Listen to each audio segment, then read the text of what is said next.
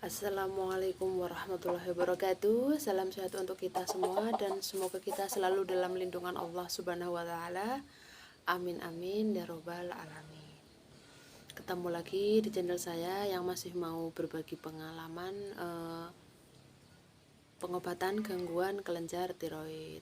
Untuk hari ini kebetulan bertepatan dengan tanggal 25 Mei 2023. Saya mengucapkan selamat memperingati Hari Tiroid Sedunia untuk para pejuang tiroid, untuk teman-teman pejuang tiroid semua, semoga selalu diberikan kesehatan. Untuk kali ini karena ini untuk dalam rangka memperingati Hari Tiroid Sedunia, jadi saya mau menceritakan kilas balik pengobatan yang saya jalani atau pengalaman perjalanan pengobatan yang saya lakukan selama ini. Saya sendiri adalah penderita kanker tiroid. Sudah memasuki tahun kelima saya menjalani kehidupan tanpa memiliki kelenjar tiroid, yaitu selama 5 tahun itu juga saya sudah minum obat pengganti hormon tiroid agar bisa mensuplai hormon tiroid di dalam tubuh saya. Nah, untuk kali ini saya mau menceritakan awalnya terdeteksi itu tahun 2012. Tahun 2012 saya mengalami batuk, terus diperiksakan ke dokter atau klinik. Kalau itu dokternya bilang kalau itu radang tenggorokan. Nah, setelah dikasih obat radang ternyata tidak kunjung pulih. Nah, terus tidak kunjung pulih itu akhirnya dirujuklah ke saya kembali lagi, saya konsultasikan lagi, ternyata sudah diketemukan ada benjolan kecil di sini yang kalau buat nelan ikut naik turun. Nah, akhirnya disarankan untuk berobat ke rumah sakit, ke poli penyakit dalam. Langsung selang berapa hari saya langsung berobat ke dokter rumah sakit, terus khususnya ke poli penyakit dalam. Nah, terus sampai di sana ternyata ini harus dilakukan pengecekan USG, sidik tiroid dan darah. Nah, dari situ baru ketahuan kalau itu saya benar-benar mengalami gangguan tiroid atau bukan. Nah, kalau dari setelah dilakukan pengecekan itu masih tahun 2012 dan waktu itu belum ada kartu kesehatan, jadi pengobatannya masih secara biaya mandiri ya, pasien umum lah jatuhnya gitu kan, karena memang 2012 belum ada kartu kesehatan dan saya hanya karyawan swasta. Jadi waktu itu belum memiliki asuransi juga gitu kan. Nah, terus udah akhirnya berobat dengan pasien umum itu untuk pengecekan darah, USG dan sidik tiroid. Nah, dan setelah pengecekan pertama di pengecekan darah itu yang selanjutnya USG dan yang terakhir itu sidik tiroid. Nah, untuk pengecekan darah hormon saya itu normal, dalam kondisi normal. Nah, hormon tiroidnya normal, tapi pas USG itu sudah ada memang sudah ada pembengkakan atau sudah ada benjolan sebesar 2 cm. Nah, terus yang ketiga itu sidik tiroid. Nah, sidik tiroid itu untuk memastikan dan untuk mendeteksi apa benar hanya yang kan kelenjar tiroid ada kanan dan kiri. Nah, untuk memastikan kalau pembengkakannya itu sebelah kanan atau kiri, kanan atau kiri atau keduanya. Nah setelah disidik tiroid memang benar punya saya itu mengalami pembengkakan atau ada benjolannya di leher bagian kiri, yaitu tiroid yang sebelah kiri. Nah terus akhirnya udah terus dikonsultasikan sama dokter, ya udah diangkat saja gitu kan. Nah tapi dengan resiko ya memang kalau udah kan nanti minum obat seumur hidup, repot dan lain-lain. Waktu itu saya masih umur 27 tahun, nah masih muda, nah pikirannya kan masih panjang juga gitu kan, masih muda kok udah mau minum obat gitu kan, kok udah tergantung obat. Nah pikirannya seperti itu. Nah akhirnya 2014 saya hamil anak kedua itu masih terus itu diomelin sama dokter kandungan karena memang resiko untuk hamil kalau memiliki gangguan kelenjar tiroid memang ya harus bisa hamil, tapi memang harus selalu dikonsultasikan ke dokter kandungan. Tapi saya memang agak bandel awal-awalnya, hanya dikontrolkan ke bidan terdekat gitu kan, karena memang saya tidak merasakan keluhan yang berat gitu kan. Jadi ya udahlah ke bidan terdekat aja. Waktu itu saya juga masih bekerja, jadi kondisinya kalau sudah habis bekerja misalkan pulang berarti kan capek, butuh istirahat gitu aja sih. Alhamdulillah sih kondisinya baik. Nah seperti itu ya teman-teman.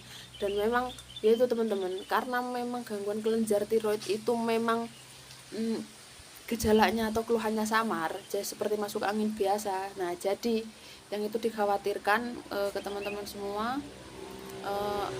itu terlambat mendeteksi. Nah jadi seperti itu ya, sama saya juga pengalamannya seperti itu. Jadi pas keluar benjolannya di sini itu benar-benar sudah batuk, padahal sebelumnya memang sudah merasakan yang pegal di bahu sebelah kiri itu bahu sebelah kiri aja gitu kan, nggak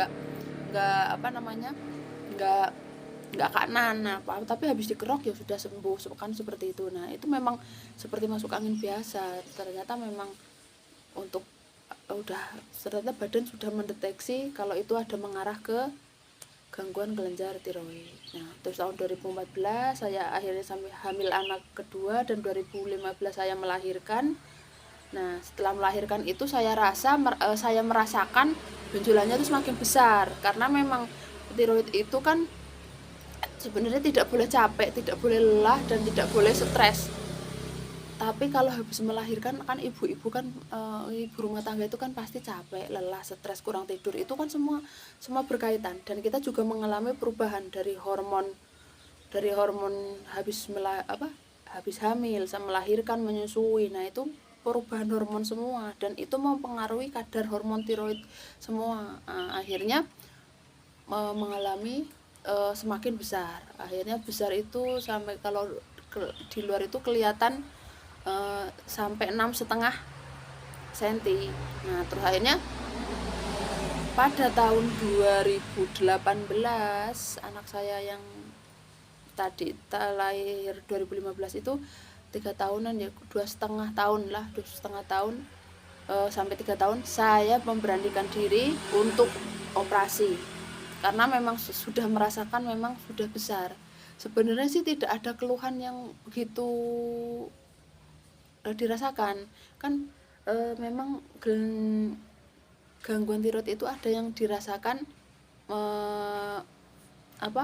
pembesaran ke dalam. Nah alhamdulillah saya itu mengalami pembesarannya itu keluar. Nah jadi benjolannya semakin kelihatan keluar. Nah kalau ke dalam itu biasanya memang mempengaruhi ke kita sulit menelan, terus kita nafasnya agak sesak, agak susah, terus jadi seperti itu. Tapi alhamdulillah saya memang pembesarannya keluar. Nah jadi kelihatan secara kosmetik, jadi kelihatannya keluar di luar. Nah terus akhirnya sampai kelihatan, hanya beranikan operasi. Dan setelah dioperasi hasilnya ternyata memang sudah kanker. Nah, dari tahun 2012 sampai 2018 itu kan berarti jeda 6 tahun. Nah, karena dulu kan memang saya terus terang dulu terkendala untuk masalah biaya, karena memang pengobatan tiroid itu eh, penanganannya yaitu di poli kedokteran nuklir, dan itu obatnya untuk yang ablasi atau mungkin kalau kita menyebutnya kalau kemo, tapi kalau khusus untuk tiroid itu namanya ablasi, itu memang mahal juga. Nah, setelah itu disarankan setelah kanker terus disarankan dirujuk untuk ke rumah sakit pusat, ya rumah sakit yang lebih besar, karena saya operasinya di RSUD. Nah, setelah sampai di rumah sakit pusat itu ternyata disarankan operasi sebelahnya karena hasilnya sudah kanker. Loh, kok kenapa begitu? Ya, penanganan tiroid kalau memang yang sebelahnya kanker, yang takutnya sebelah kanannya juga sudah kanker, atau suatu ketika bisa menular ke yang sebelahnya, menyebar atau metastase. Nah, itu untuk mengantisipasinya dan makanya dilakukan pengangkatan semuanya. Dan untuk syarat ablasi biasanya itu memang ablasi atau pembunuhan sel kanker yang tersisa setelah operasi untuk tiroid itu kan ablasi. Nah, biasanya itu memang syaratnya memang harus sudah dioperasi total. Nah, jadi saya karena mau ablasi juga, karena yang sebagian sebelahnya karena kanker, akhirnya memang disarankan operasi kedua. Jadi tahun 2018 itu saya bulan Juli operasi pertama, dan Oktober operasi kedua, dan Novembernya langsung melakukan ablasi 1 bulan setelah operasi yang kedua. Jadi seperti itu ya teman-teman, itu kilas balik perjalanan pengobatan saya untuk tentunya untuk pengangkatan kelenjar tiroid, benjolan yang ada di kelenjar tiroid atau gondok. Nah, kita memang menyebutnya seperti itu ya. Kalau orang dulu memang ya bilangnya memang kalau gondok mah tidak apa-apa gitu kan. Mbah saya, nenek saya itu ada yang seperti itu sampai akhirnya sampai tua gitu kan. Tapi kan kita sekarang hidupnya di zaman modern dan ya intinya untuk pengobatannya aja sekarang sudah semakin canggih gitu kan. Maksudnya insya Allah kita aman untuk melakukan pengobatan. Jadi untuk teman-teman semua, saya himbau, yang memiliki gangguan kelenjar tiroid, usahakan untuk pengobatan, segera lakukan pengobatan, jangan menunda-nunda. Ya benar memang karena gangguan kelenjar tiroid itu keluhannya samar, jadi kita tidak bisa langsung mendeteksi. Kalau kita langsung ke dokter, mungkin dok saya mengalami seperti ini, terus gangguannya seperti ini, keluhannya seperti ini, coba dikonsultasikan, langsung dikonsultasikan, siapa tahu memang itu mengarah ke gangguan kelenjar tiroid, karena memang menyerupai masuk angin biasa. Nah, jadi pinter-pinter aja kita untuk menyikapi keluhan-keluhan yang ada di badan kita. Nah, dan untuk sampai saat ini saya sudah 5 tahun itu tetap melakukan kontrol rutin setiap 1 bulan sekali. Tapi untuk bulan ini belum, karena memang saya habis sakit, jadi saya pending, saya undur untuk kontrolnya, karena tidak mungkin melakukan kontrol dalam kondisi badan kurang fit gitu kan. Nah, jadi seperti itu ya teman-teman semua. Pokoknya untuk teman-teman semua tidak usah takut untuk melakukan pengobatan gangguan tiroid, karena benar memang gangguan tiroid itu harus, kadang kalau kita telat mendeteksinya, kita harus melakukan pengobatan dalam jangka panjang. Seperti yang saya lakukan sekarang juga memang pengobatan jangka panjang. Jadi untuk teman-teman semua tidak usah bingung, tidak usah khawatir, dan tetap tenang. Misalkan kalau ada benjolan kan memang awal-awalnya kan memang pasti pikirannya parno gitu kan. Nah, maksudnya saya sendiri pun mengalaminya, itu pengalaman saya sendiri. Itu benjolan di leher loh, gitu kan. Nanti kalau leher disembelih, dioperasi, dibuka, diambil benjolannya, nah itu kan pasti kena.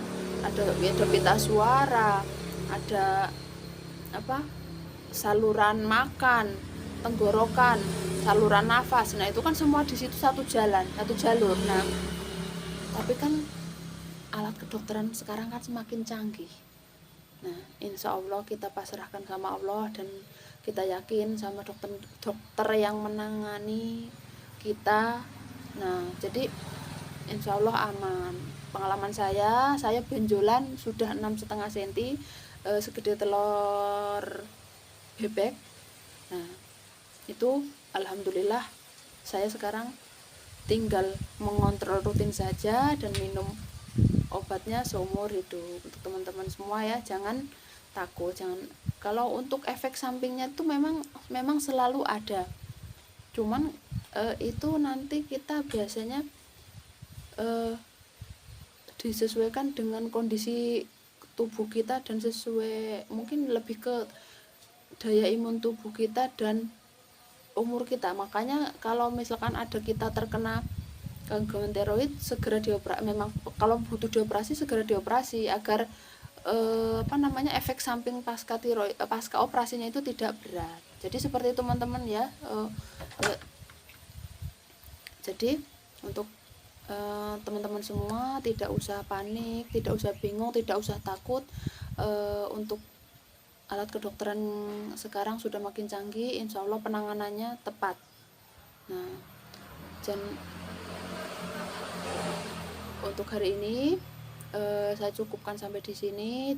Jangan lupa minum obat pengganti hormon tiroidnya untuk teman-teman semua yang sudah diangkat total. Nah, semoga selalu diberikan kesehatan. Dan sekali lagi saya mengucapkan selamat memperingati Hari Tiroid Sedunia tahun tanggal 25 Mei 2023. Semoga para pejuang tiroid dimanapun berada di seluruh dunia, khususnya di Indonesia, semoga selalu diberikan kesehatan. Akhir kata, sehat itu mahal dan sakit jauh lebih mahal. Assalamualaikum warahmatullahi wabarakatuh.